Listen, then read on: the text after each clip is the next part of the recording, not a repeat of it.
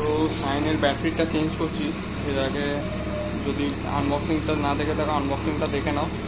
আর sorry sound হচ্ছে বলে বাইরে কাজ হচ্ছে। তো এটা ফ্লিপকার্ট থেকে এখানে এক্সাইটেড ব্যাটারিটা।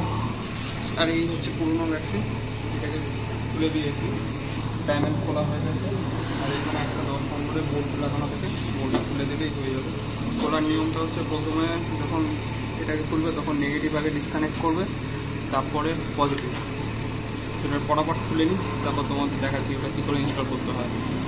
সো এটা হচ্ছে পুরোনো ব্যাটারিটা, এক্সেল TZ5।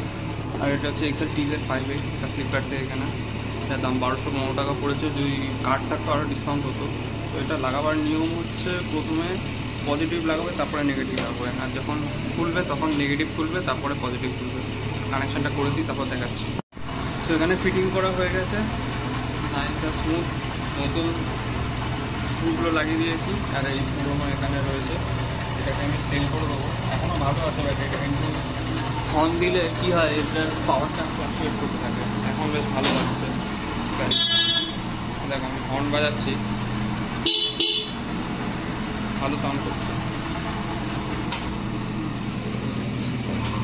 তো এটাই ছিল ভিডিও, শর্ট ভিডিও একটা। তো ভিডিওটা ভালো লাগে থাকলে চ্যানেলটাকে সাবস্ক্রাইব করে দিও, আর ভিডিওটাকে লাইক করে দিও, বন্ধুবান্ধব সবার সঙ্গে শেয়ার করে দিও। তো চলো পরে ভিডিওটা দেখা হবে।